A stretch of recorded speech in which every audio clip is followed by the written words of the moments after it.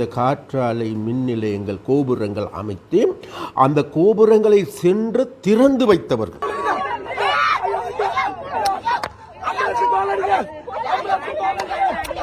உங்களுக்கு பின்னால் இவர்களுக்கு பின்னால் ஒரு அரசியல் காய் நகர்த்தப்படுகின்றது. மன்னாரை மீட்பதில் எங்களை விட அக்கறை கொள்வதற்கு வேறு யாரும் கிடையாது. மண்ணை அழிச்சு நாசமாக்கிட்டு இருக்காங்க. வீட்டுக்கு இருந்து என்ன செய்ய போறீங்க நீங்க? உங்களுக்கு உணர்வு இல்லையா? ஒரு பொம்பளைக்கு அடிக்கிறானே ஒழுங்கான புறப்பல வந்திருக்க மாட்டேன். பொம்பளைல அடிச்சு ஒரு ஆபத்துல கை வைக்கிறாங்க. ஜனநாயக ரீதியில போராட்டத்தில் ஈடுபட்ட உறவுகள் தாக்கப்பட்டிருக்கிறாங்க. இந்த பிரச்சனை என்பது எங்களுடைய ஜனாதிபதி, எங்களுடைய அமைச்சர், அதுக்குரிய அமைச்சர் அனைவரோடும் பேசப்பட்டது. ஏதோ ஒரு விதத்தில் கொடுக்கல் வாங்கலை செய்தவர்களே இன்றைக்கு இந்த போராட்டத்தில் பின்னால் இருக்கின்றார்.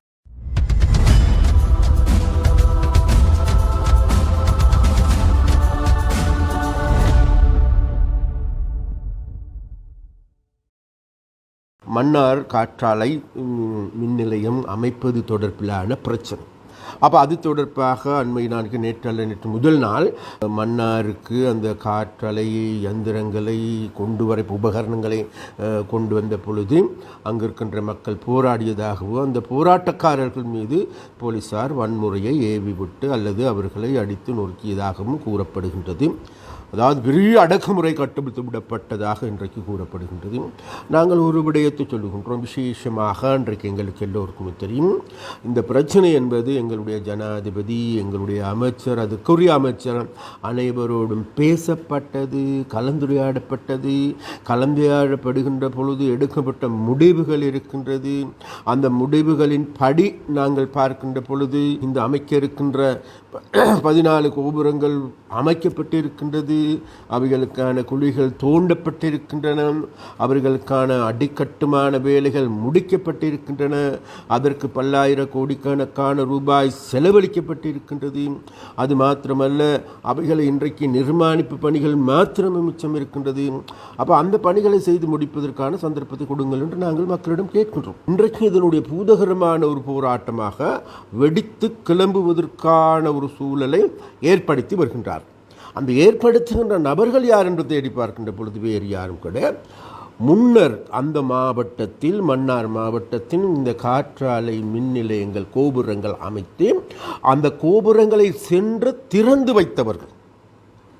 அப்போ அதற்கு பின்னால் நின்று வக்களத்து வாங்கியவர்கள், அங்கிருக்கின்ற மக்களிடம் காணிகளை வாங்கி கொடுத்தவர்கள், அங்கிருக்கின்ற அப்போ அந்த அந்த அந்த கம்பெனிகளோடு ஏதோ ஒரு விதத்தில் கொடுக்கல் வாங்கலை செய்தவர்களே இன்றைக்கு இந்த போராட்டத்தில் பின்னால் இருக்கின்றார்கள். இது நான் சொல்லவில்லை, இன்றைக்கு சமூக வலைத்தளங்கள் இன்றைக்கு நேரடியாக அம்பலமாக்கி கொண்டிருக்கின்றது. அதாவது இந்த போராட்டம் என்பது யாருக்காக, எதற்காக? மன்னாரை மீட்பதற்காக. மன்னாரை மீட்பதில் எங்களை விட அக்கறை கொள்வதற்கு வேறு யாரும் கிடையாது. ஏனென்றால் எங்களுக்கு நன்றாக தெரியும், அதாவது மன்னாருக்கு அதிகளவான பாதிப்பு ஏற்படுத்துவது வேறு எதுவுமல்ல, கனியமல் அகழ்வின் மூலமாக ஏற்பட போகின்ற ஆபத்து. அப்போ அந்த ஆபத்தை நாங்கள் தடுத்து நிறுத்தியிருக்கின்றோம். ஆனால் இன்றைக்கு எங்களுக்கு இந்த காற்றாலை மின் நிலையம் அமைக்கின்ற பணி என்பது இது இப்பொழுதும் கூட செய்து முடித்திருக்கின்ற வேலை. அதனால் நாங்கள் மக்களிடம் கேட்கின்றோம், வேறு எதுவுமல்ல. இன்றைக்கு உலகம் முழுவதும் நாங்கள் தேடி பாருங்கள்.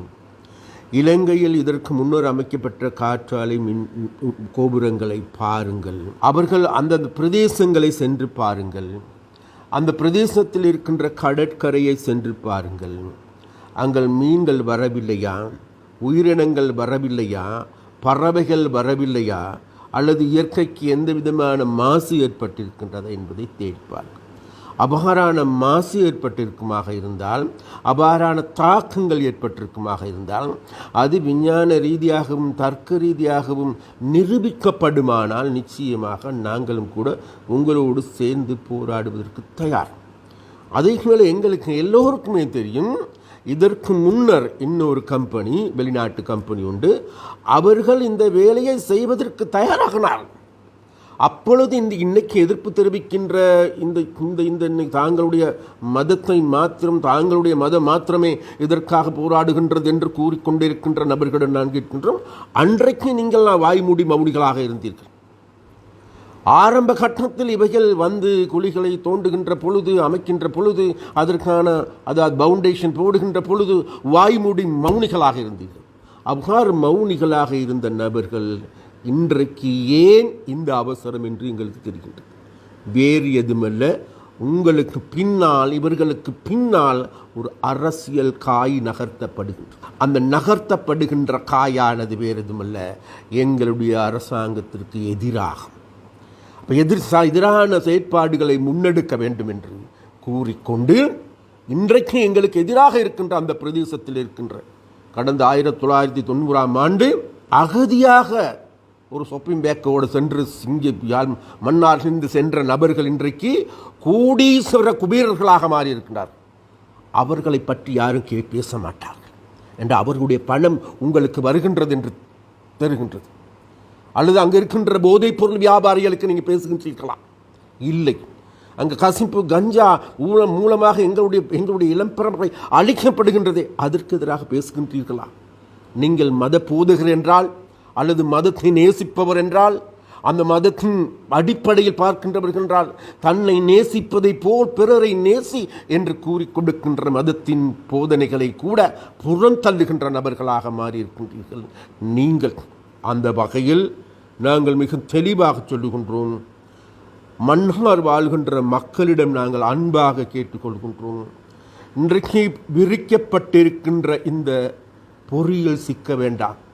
இந்த பொறி என்பது உங்களுக்கு மாத்திரமல்ல, உங்களுடைய பிள்ளைகளுக்கான பொறி, உங்களுடைய பிரதேசத்தை நாசமாக்குகின்ற பொறி, உங்களுடைய பிரதேசத்திற்கு எந்த ஒரு அபிவிருத்தி திட்டங்கள் வராது தடுப்பதற்கான பொறி. அதனால் மக்கள் கவனமாக இருங்கள் என்று நாங்கள் மன்னார் மாவட்ட மக்களிடம் நாங்கள் கேட்டுக்கொள்வோம்.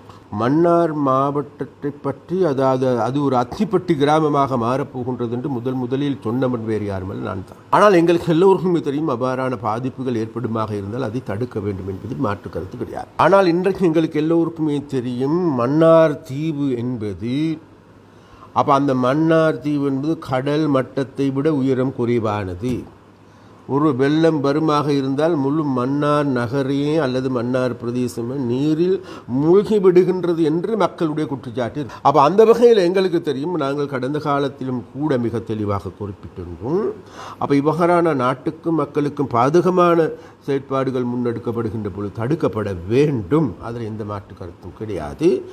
அந்த செயற்பாடுகளையே அந்த கருத்துக்களையே நாங்கள் தேர்தல் காலகட்டங்கள் போது குறிப்பிட்டமே தவிர, உண்மையிலேயே இன்றைக்கு நாங்கள் தேடி பார்க்கின்ற பொழுது தர்க்க ரீதியாகவும் சரி விஞ்ஞான ரீதியாகவும் சரி எந்த விதமான அடிப்படை இல்லாத விஷயங்கள் இருக்கின்றன. அந்த விஷயங்களுக்கே நாங்கள் எதிர்ப்பு தெரிவிக்கின்றோமே தவிர வேறு எதுக்கும் அல்ல.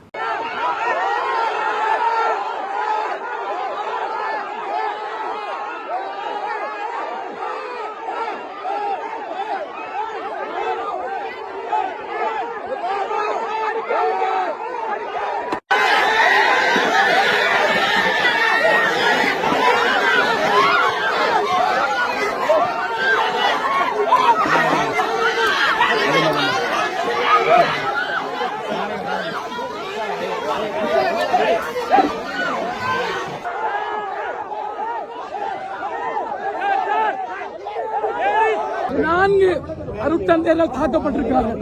4 அருட்தந்தையர்கள் அடிச்சு இழுத்து ரோட்ல போட்டு இந்த சாவப்பட்டிகள் போகிறது.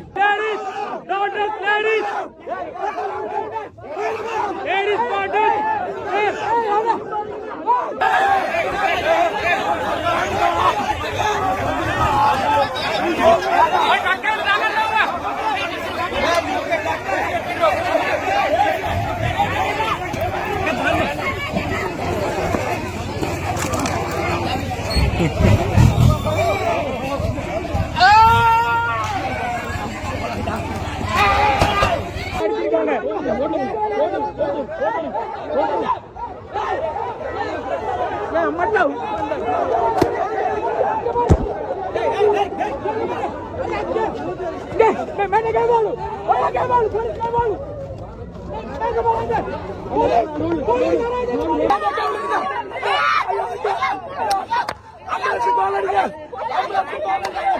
ஆம்புலன்ஸ் கால் அடிங்க.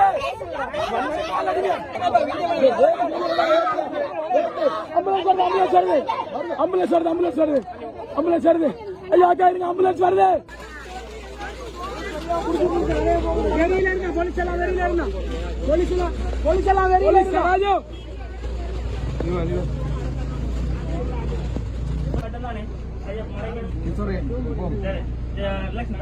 இந்த ஜனாதிபதி வந்து நாங்க எந்த விதமான மனிதாபிமானத்தை எதிர்பார்க்கலாது. ஏண்டா இது என்பிபி இல்ல, இது ஜேவிபி. ரத்த வெறி பிடிச்சவங்க, அவங்களாலதான் இது இப்படி நடந்தது. ஜனநாயக ரீதியில போராட்டத்தில் ஈடுபட்ட உறவுகள் தாக்கப்பட்டிருக்கிறாங்க. ஒரு WPC இல்லாம போலீசார் மூர்க்கத்தனமா தாக்கி இருக்கிறாங்க. திங்கட்கிழமை மாவட்டம் தழுவிய ரீதியில திங்கட்கிழமை முழு மாவட்ட முடக்கத்துக்கு இந்த மன்னார் தயாராக வேண்டும். இது வன்மையா கண்டிக்கக்கூடிய விஷயம். முழு மன்னார் மக்களும், மன்னார உயிரோட வாழக்கூடிய மானமுள்ள ஒவ்வொரு மன்னார் மக்களும் திங்கட்கிழமை முழு அளவிலான மாவட்ட முடக்கத்துக்கு அனைவரும் ஒன்று சேருமாறு இந்த இடத்துல உணர்வோட வந்து நாங்க எல்லாரும் கேட்டுக்கொள்றோம். மாவட்ட முடக்கம் இடம்பெறும். திங்கட்கிழமை மன்னார் மாவட்டத்தை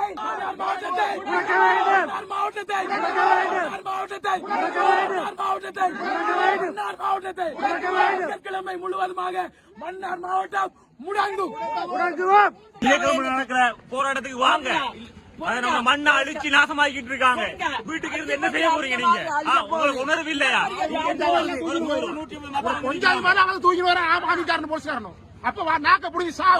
ஒரு மரியாதை இல்ல, ஒரு பெண்கள் பாதுகாப்பு இல்லாம பெண்களுக்கு அடிக்கிறாங்க. ஒரு பொம்பளைக்கு அடிக்கிறாங்க. அவனை பெற்ற அம்மா பொம்பளை தானே, வெக்கம் கட்டவன் ஒரு பொம்பளைக்கு அடிக்கிறானே, ஒழுங்கான பிறப்புல பிறந்திருக்க மாட்டான்.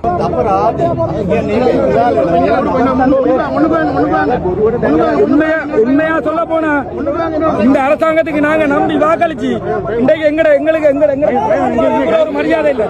மன்னார்ல இருக்கிற ஒரு பொம்பளை கூட கணக்கெடுக்காம நீங்க பொம்பளை போலீஸ் இல்லாம ஆம்பளை போலீஸ் பொம்பளை அடிச்சது அடிச்சது பிள்ளை ஒரு ஆமதூர்ல கை வைத்தீங்க. பாதர்மான அடிச்சிருக்கிறீங்க.